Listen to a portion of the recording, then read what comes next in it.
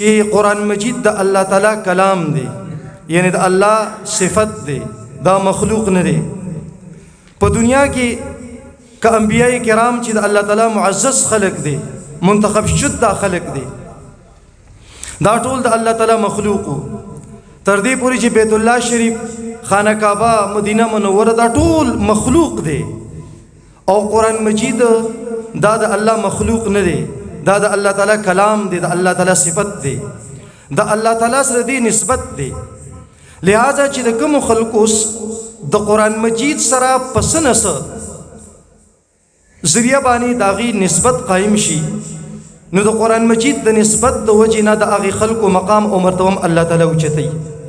لکه په ذاتي خود د داسې مجلس متعلق د پیغمبر اسلام احادیث موجود دي چې دا څومره د شرافت او د عزت مجلس وي، د قرآن مجید مجلس چې داسې مجلس ذکر الله تعالی ته پرشتي چې کوم دینو د الله تعالی هلته بره په د الله تعالی په مقام او مرتبه کې د مجلس ذکر کیږي. دغسې د کوم انسان چې د قرآن مجید سره نسبت پیدا شي، کاغه د قرآن مجید الفاظ یاد کی، کاغه د قرآن مجید علوم زده کی، نو د هغې دپاره په شریعت اسلام کې خصوصي فضیلت دی، د هغې انعام او مرتبه را. بیا تاسو ګورئ په کوم ښار کې چې الله تعالی قرآن مجید نازل کړی دی، مکه مکرمه او مدینه منوره په ټوله دنیا کې ځلیږي، د هغې ښار شرافت او نسبت د قرآن مجید د وجې نه دی. بیا تاسو اندازه ولګوئ چې په کومه میاشت کې قرآن مجید نازل شوی دی، نو د قرآن مجید د وجې نه د هغې میاشتې په اعمالو کې، د هغې په ثواب کې، د هغې وزن سیوا شوی دی. یو یو عمل په هغې کې کول د هغې ثواب، د هغې قدر و منزلت د الله په نسبت باندې ډېر زیات سیوا دی.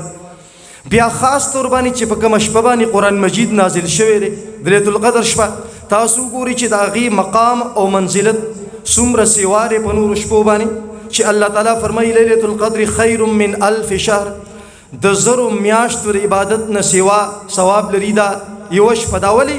د دې ټولو تعلق د قرآن مجید سره دی.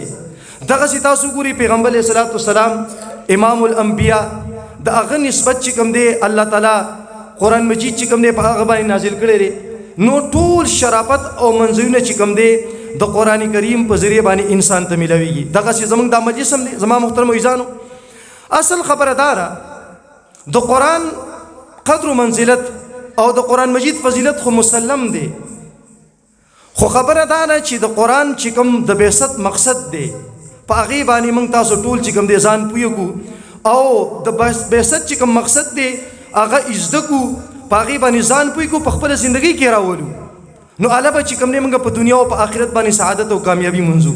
زما محترمو، قرآن مجید چې بالکل د سورې بقرې شروع آیت دی 2 نمبر، ذالک الکتاب لا ریب فیه هدی للمتقین. الله وایي دې کتاب کې هیڅ شک نشته چې دا د الله کتاب دی، د الله کلام دی، هدی للمتقین. وایي دا قرآن هدایت دی د متقینو دپاره. اوس د قرآن مجید دا یو ټکی چې دی هدی للمتقین، په دې کې زموږ ستاسو ټول لپاره ټولې خبرې موجود دي.